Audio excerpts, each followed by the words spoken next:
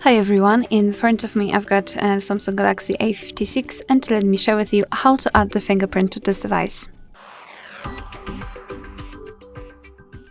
So let's start with opening the settings, and here we have to scroll and find security and privacy.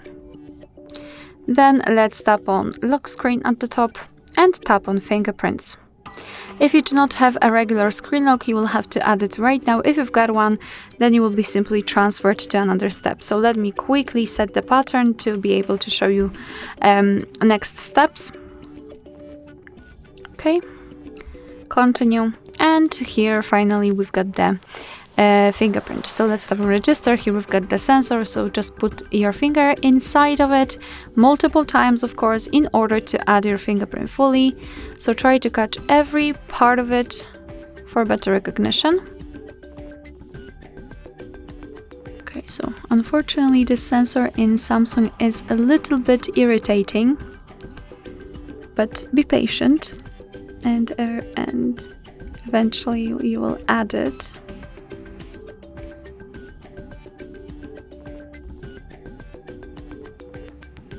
Okay, finally we've got it. So let's tap on done, and here we've got the fingerprint section. This is the fingerprint we just added. We can rename it or remove it. Add another fingerprint, check added fingerprints. Here you can also decide for what you want to use the fingerprint for. And let's say a personalization, so for example whether you want to show the icon when the screen is off.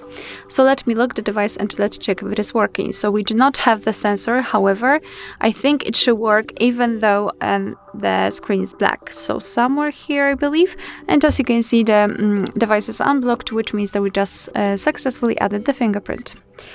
Alright, so that will be all. Thank you so much for watching. Please hit the subscribe button and leave the thumbs up.